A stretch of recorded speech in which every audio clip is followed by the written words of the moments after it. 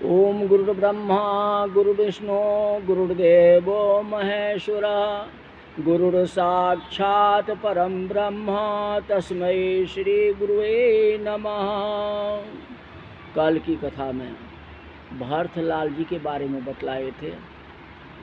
सबसे पहले संत की महिमा गाई जाती है। संतों में भरत जी थे, हनुमान जी थे, बड़े बड़े वाल्मीकि जी थे, तुलसीदास जी थे, जिन सब का वर्णन किया गया सारे। अब जो है कथा में भगवान रामायण की कथा, राम जी की कथा। तो राम जी जहाँ रहते हैं वहाँ की पहली कथा। राम जी अयोध्या में रहते हैं। अयोध्या को अवध कहा गया। अवध देश में भगवान राम रहते थे, अवतार लिए। इसलिए सबसे पहले अवधपुरी की वर्णन करते हैं कि बंदो अवधपुरी अति पावनी। पवित्र अवधपुरी के चरणों में गोस्वामी जी ने पहली वंदना की। जिस धरती पर भगवान राम का अवतार हुआ था, श्री सरजुग जी की वंदना की, अवध के नर नारियों की वंदना की। स्वयं राम ने श्री मुख से अवध की सराहना की। राम धाम दापुरी सुहावनी, राम धाम दापुरी सुहावनी, लोक समस्त विदित अति पावनी। बंदो अवधपुरी अति पावनी। अवध के लिए क्या कहना। जिस धूल पर राम की खेलने की इच्छा हुई, इस देश में, हमारे भारतवर्ष में दो ही ऐसा जगह है। जब कोई कुछ आलोचना करे तो हम कह सकते हैं कि हमारे देश में तो दो ही जगह है, एक अयोध्या और वृंदावन में, जिसमें भगवान जो है धूल पर लेटे हुए थे, धूल पर खेलते थे, पृथ्वी पर खेलते थे। यह सौभाग्य तो हमारे भारतवर्ष की है ना। भारतवर्ष हमारा धन्य है। बेशक यहाँ पहनने को कपड़े न मिले, खाने का रोटी न मिले, लेकिन सिर ऊंचा करके हम कह सकते हैं हम भारतवर्ष में रहते हैं, जहाँ मथुरा और वृंदावन में राम और कृष्ण का अवतार हुआ। इतना बड़ा गौरव हमें प्राप्त हुआ। थोड़ी चौपाई में अयोध्या में जितने थे नर नारी, सब कुछ है तुलसीदास जी ने वर्णन कर दिया। अब अयोध्या में सबसे पहले किसका वर्णन करूं, किसकी वंदना करूं। राम मर्यादा पुरुषोत्तम है, सबके मालिक है, दाता के दरबार में सब जीवों का खाता, वह तो दाता है, हम लोग तो भिखारी है। लेकिन किसको वर्णन करूं। गुरु गोविंद दोनों खड़े हैं, काको लागू पाए, किसको वंदना करूं।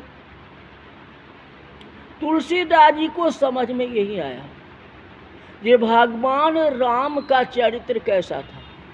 राम पहले क्या करते थे, तो प्रात समय उठ के रघुनाथा, माता पिता गुरु ना बही माथा। प्रातः समय उठ के भगवान राम पहले माता पिता के चरण छूते थे। तो जिसका चरण भगवान राम स्वयं छूते हैं, तो सर्वोपरि तो वही हुए, वही माता पिता हुए ना। अब पिता का पहले वर्णन करूं कि माता की वर्णन करूं, दोनों तो बराबरी है।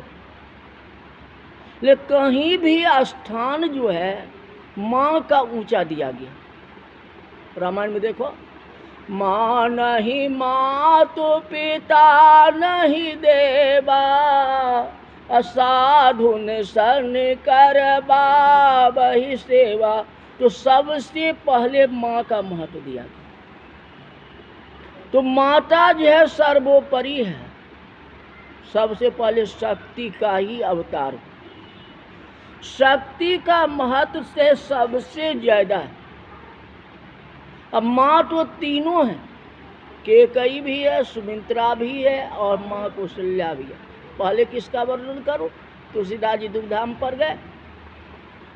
कहते सर्वोपरि जो है कौशल्या माता, जिनके गोद में भगवान राम खेलते हैं। और भगवान राम नहीं आते तो लक्ष्मण कैसे आते, लक्ष्मण नहीं आते तो भरत कैसे आते? तो सबसे पहले तो कौशल्या माता की नाम सर्वोपरि, सबसे ऊंचे स्थान है माँ कौशल्या का। इसे तुलसीदास जी ने सबसे पहले अयोध्या में माँ कौशल्या का वंदना करते हैं। बंदो कौशल्या दिशि प्राची, बंदो कौशल्या दिशि प्राची। उपनिषद का कितना प्रयास किया गया।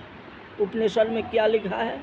मातृदेवो भवः, पितृदेवो भवः, गुरुदेवो भवः। तो पहला मातृ है।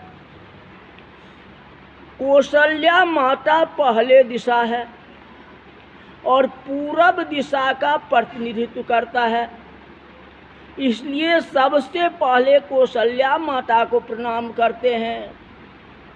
और माता कौशल्या जो है पूरब दिशा है। अब पूर्व दिशा का मालिक सूर्य भगवान जिनकी उदय होती है, और भगवान राम कौन है? तो सूर्यवंशी है। इसलिए सबसे पहले माता की वंदना करते हैं। जानते हो भगवान के 10 अवतार हुए, लेकिन 10 अवतार तुलसीदास जी देखा तो नहीं।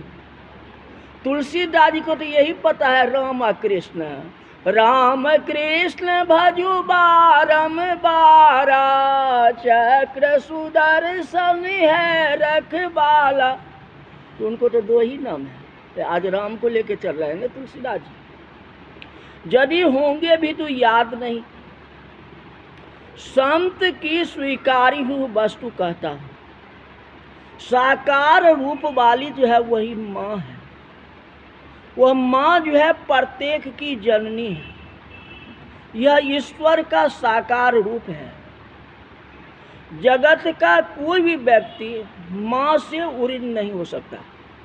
सबसे ऋण उऋण तो हो जाएंगे, लेकिन माता ने जो कष्ट उठाया है, माता जी आपको जैसे पालन पोषण किया है, उस ऋण को हम कभी चुका नहीं सकते। माता सर्वोपरि है, धन्य। उदाहरण में बताता हूँ। कच्छ में एक ग्वाले की झोपड़ी थी। वह इतनी पुरानी थी कि बरसात में पानी से गीली हो सकती थी। उसकी झोपड़ी के पास ही 2 बालक बैठते थे, आपस में खेलते रहते थे। बड़ा लड़का जो है 5 साल का था और छोटा लड़का 3 साल लगभग। किसी संतों ने पूछा जे तेरे पिताजी कहाँ गए?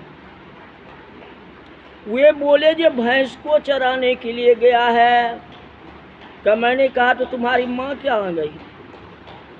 फिर वह बोली मेरी माँ कुंडला दूध बेचने गई है।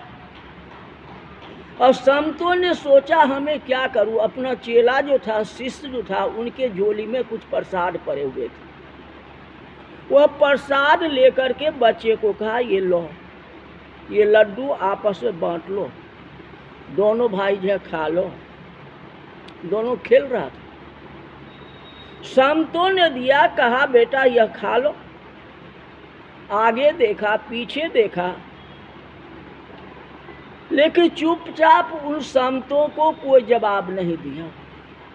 मिठाई को ढक करके रख दी। संतों ने पूछा आप खाओ ने?